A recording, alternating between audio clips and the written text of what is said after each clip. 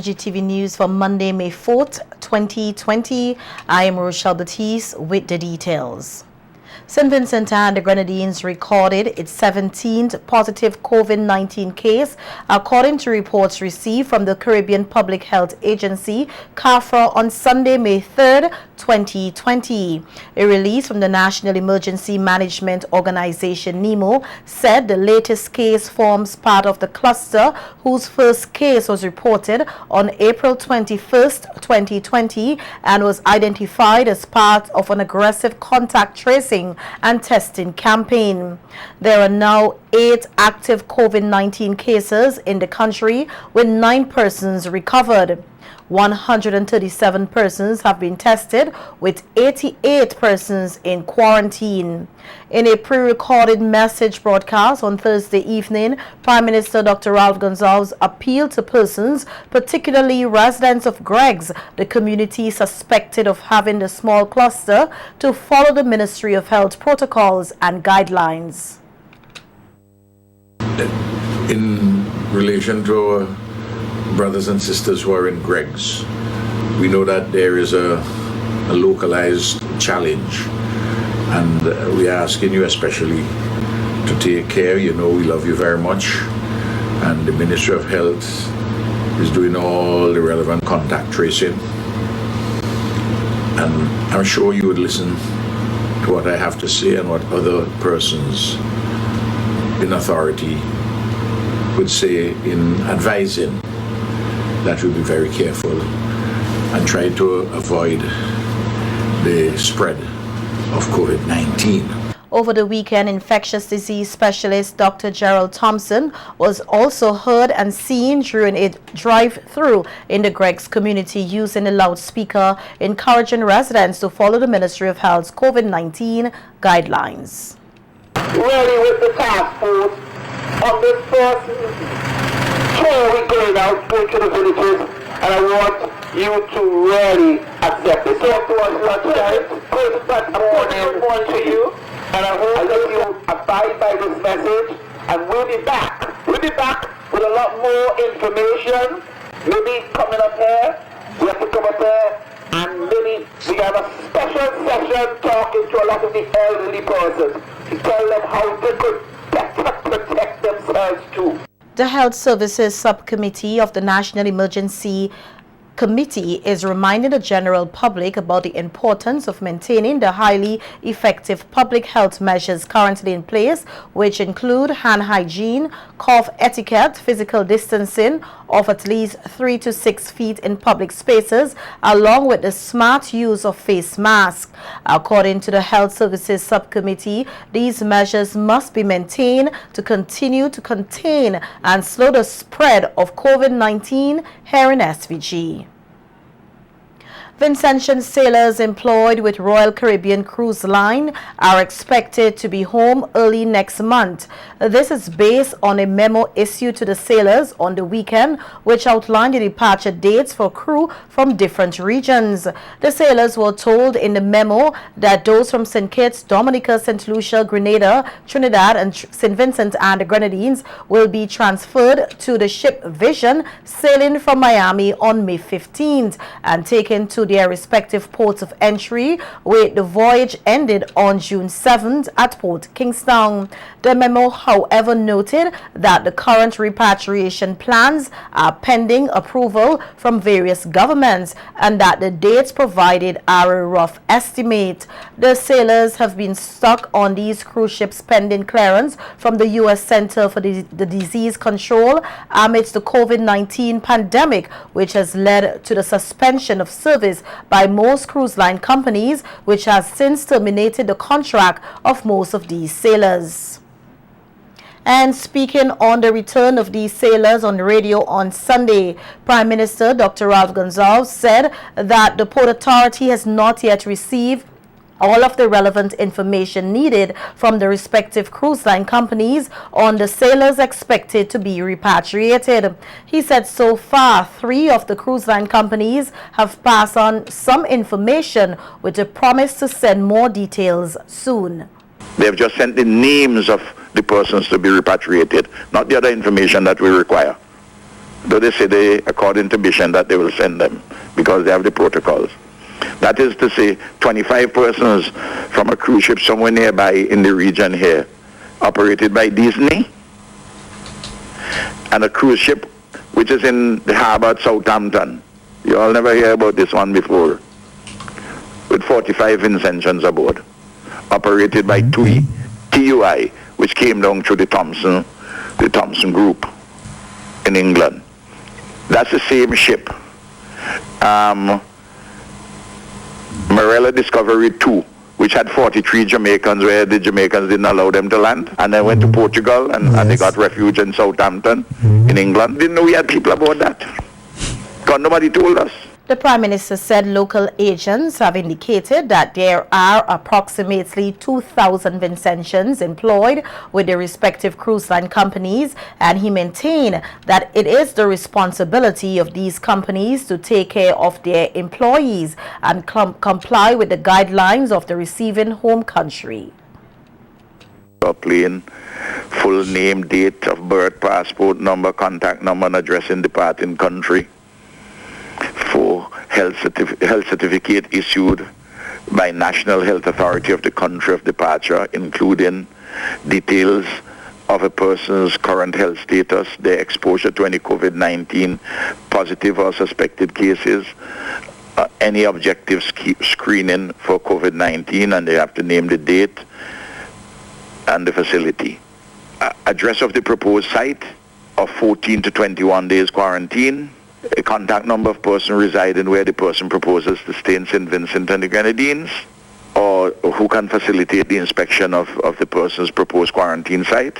Also on the radio program, PM Gonzalez revealed that 2 sailors who have tested positive for COVID-19 have been in isolation for more than a month, and after 4 retests, their results are still showing positive for the virus. These sailors were reportedly asymptomatic when they arrived in the country on March 25, 2020 on an American Airlines flight. The Prime Minister said this is one of the reasons why he remains adamant that sailors returning to SVG must be quarantined, even if they have already tested negative for the virus and have been in quarantine on board the respective cruise ships for some time.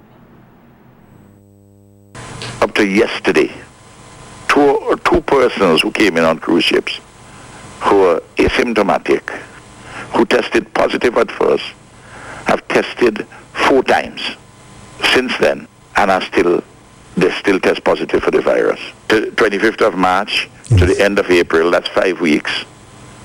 We're into the beginning of May. Person just got tested since May started. So you're going into 6 weeks now. So the fact that you have been on the cruise ship for 4 weeks or 6 weeks, even if you were asymptomatic from the beginning and you remain asymptomatic, it does not mean that you may not test positive. The Prime Minister also pointed out that 32 sailors arrived in SVG in March and were in quarantine. He said 7 of these sailors tested positive for COVID-19, of which 3 showed no symptoms, and that 10% of the positive cases in SVG are from a cluster of sailors. So the argument that you're on the ship, you have been quarantined for 14 days, or indeed a month, more than likely you are either asymptomatic or you've developed the antibodies, but there still remains the prospect that at least 10% may, and not say would, may test positive for the virus. Can such a person transmit it? In the science, the jury is out on it. There are persons who tell you highly unlikely, but there are cases where it has happened. There are some people who will tell you no, but the science doesn't support that. The Prime Minister said persons on cruise ships are at high risk of contracting COVID-19 and that he is taking all necessary precaution to safeguard Vincentian's health, while noting he will not leave no Vincentian sailor stranded at sea. But we make sure that all the protocols are in place, and everybody who has a particular responsibility discharges his or hers or its responsibility properly. That is what I'm concerned about. I am in this business of defending the health, the safety of the seafarers and of their families and of the communities and of St. Vincent and the Grenadines. And basic in this decision-making process for their health and safety are facts and right reason. Noise making is not going to persuade me one way or the other. On radio today, opposition leader Dr. Godwin Friday said the government is still not doing enough to bring home the stranded Vincentian sailors. Workers who are stuck on a ship out in an ocean, basically, just waiting for what? Is the situation going to improve in the next week or two, the next month or two? It is not. So why don't we make the arrangements necessary now to bring our people home? Frankly, the government hasn't done enough to create jobs here in St. Vincent, so that's why the people have to go abroad to look for work. And now that the situation has turned very grim for them, it seems like we are not doing enough to assist them to come here. They have no plan really to bring them home. They are stranded because of the COVID-19. Everybody knows that. We should do everything we can to bring our people back home. Whatever needs to be done, whatever measures need to be put in place, it should be done, and it should be done quickly. All this back and forth and making all kinds of excuses, it doesn't happen. I mean, what is the plan? Dr. Friday claims the government mishandled the whole situation. Plan to bring the people home, and that was necessary. The government has basically mishandled this entirely. This whole notion that you're saying, they're making it a condition that they have to pay $150 to quarantine them before they come here. Why is that a condition for bringing our citizens home? That is ridiculous. Now I'm hearing more recently, as of yesterday, that the cruise ship Carnival is planning to bring the people here starting on the 15th of May, arriving in St. Vincent on the 7th of June.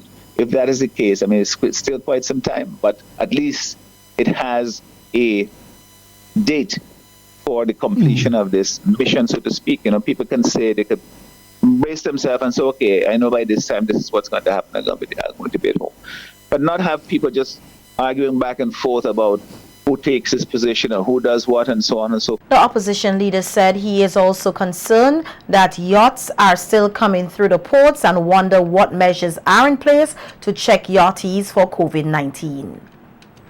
And at the same time, to take all the measures at our ports, we still have ports open. Our airport is still open. We still have yachts coming in. And I don't know what kinds of measures are taken to ensure that the yachts that come in 3 ports on the mainland, Wallaloo, Kingstown and Blue Lagoon, what measures are taken to ensure that they are quarantined before they move about in the rest of the country?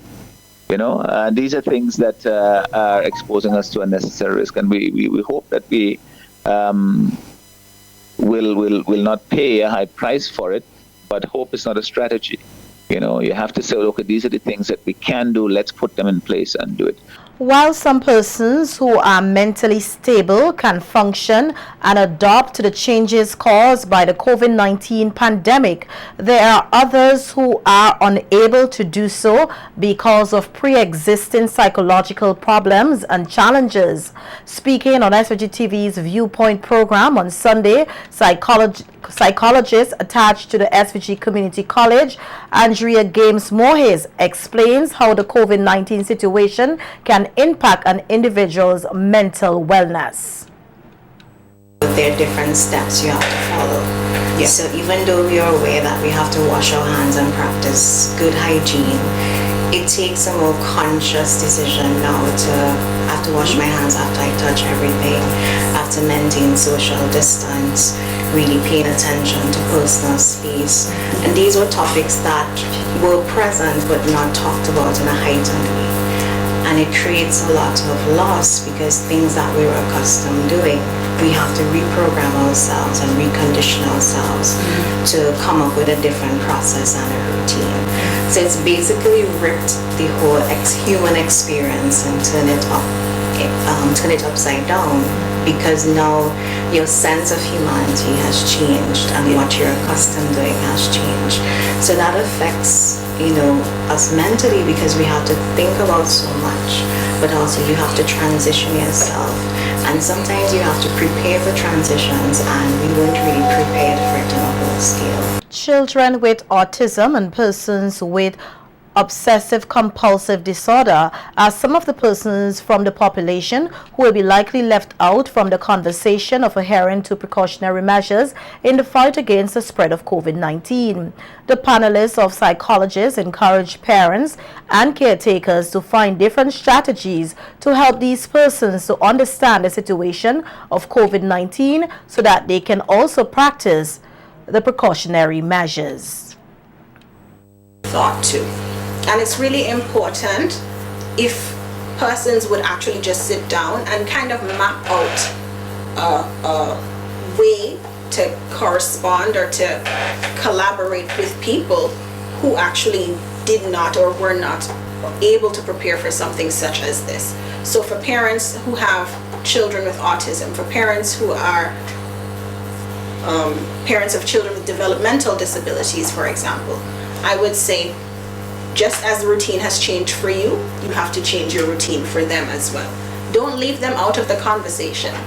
They are to be part of the conversation. You have to make changes not only for yourself, but for them as well. I saw a tweet earlier this week. Somebody said like their 8-year-old just had like a full-scale meltdown and then eventually calmed down and was like, I really miss my friends.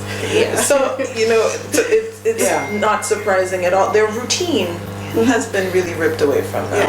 And depending on the level of severity of the developmental challenge or the illness, you could involve the child in the routine building process. So it becomes a community effort rather than the parent or just the child, or based on the structure of your household. The psychologists also encourage Vincentians to only read and listen to trusted information from the relevant health authorities and avoid fake news, which they say can cause panic and hysteria, which can create other mental disorders. Listening to your local persons, but also paying attention to like WHO, PAHO.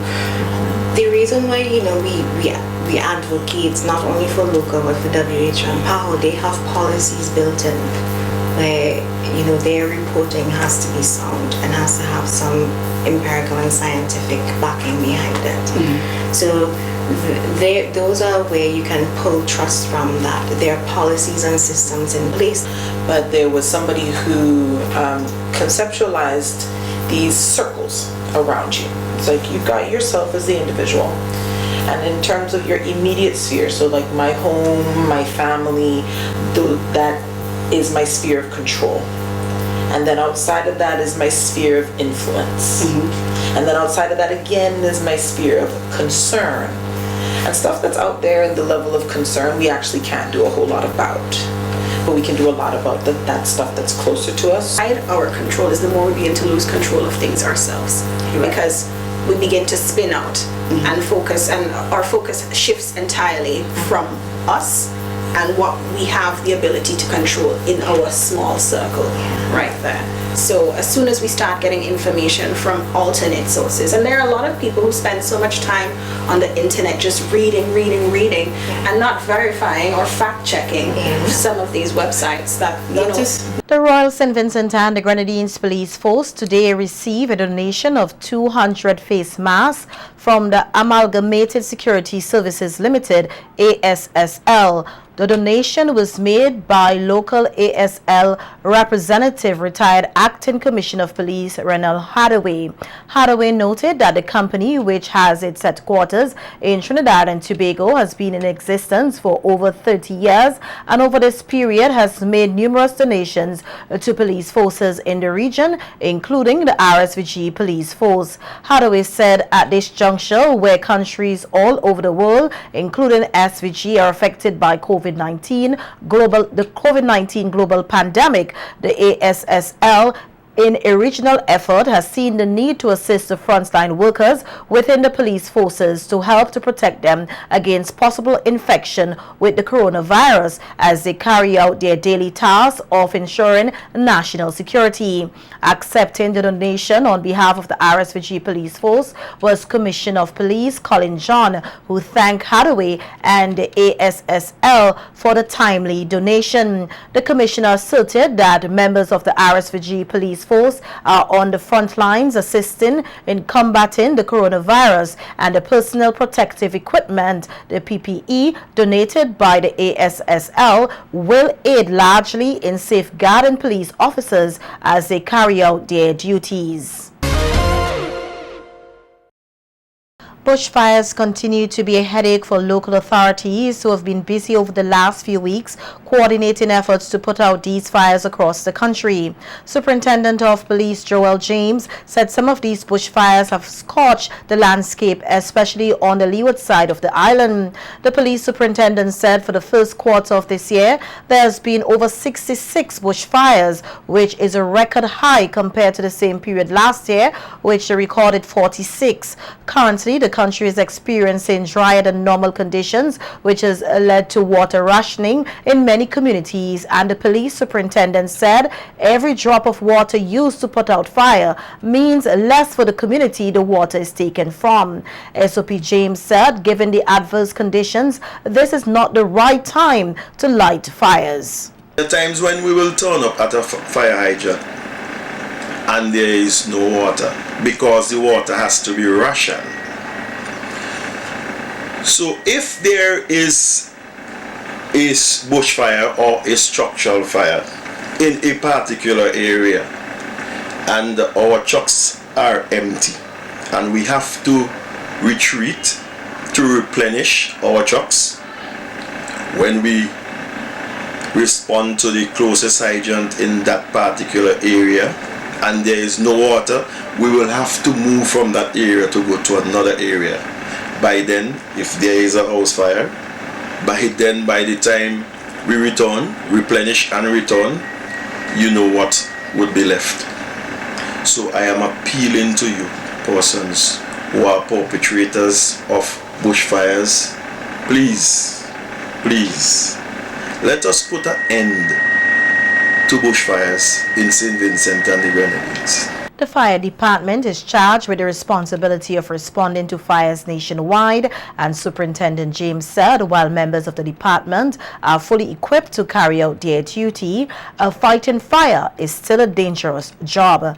He took the opportunity to share a life-threatening situation fire officers had to face recently. I have seen for myself where my firemen would have responded to a fire at Mackey's Hill, and while they were fighting this fire uphill, the wind changed its direction and the fire came back down the hill at full speed at the men. And what they had to do, they had to throw themselves on the ground and roll out of the way of that fire, and the fire reached right back down on the main road. So that is just to show you how dangerous it is. Also, when you set these bushfires, they are endangering persons' properties, their houses. Some of these fires, if we did not respond in time, would have burnt a number of houses because they would have reached inches and feet from houses.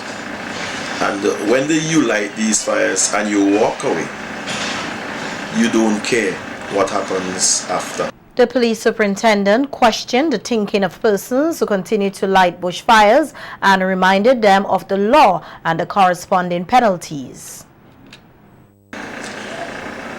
Persons who are setting these fires, these perpetrators, I am wondering what they are thinking. Are you patriots of St. Vincent and the Grenadines? Are you really patriots, or you just don't care? I want to appeal to you, persons who constantly setting fires all over St. Vincent. I am not saying the Grenadines, because we have hardly had any reports for 2020 from the Grenadines. And I ask myself these questions. Why are we setting these senseless fires? Why? You can be charged if you are caught for creating a public nuisance on the forestry, under the Forestry Act. So I'm advising you, please avoid setting fires in these times. The police have arrested and jointly charged a juvenile along with Lee Mervyn Slater, a 19-year-old student, both of Green Hill, with the offense of wounding. A police report says both assailants allegedly wounded a 46-year-old Ghana of the same address by stabbing him about his body with an unknown object. The incident occurred at Green Hill on August 16, 2019. Both assailants are expected to appear before the magistrate court to answer the charges.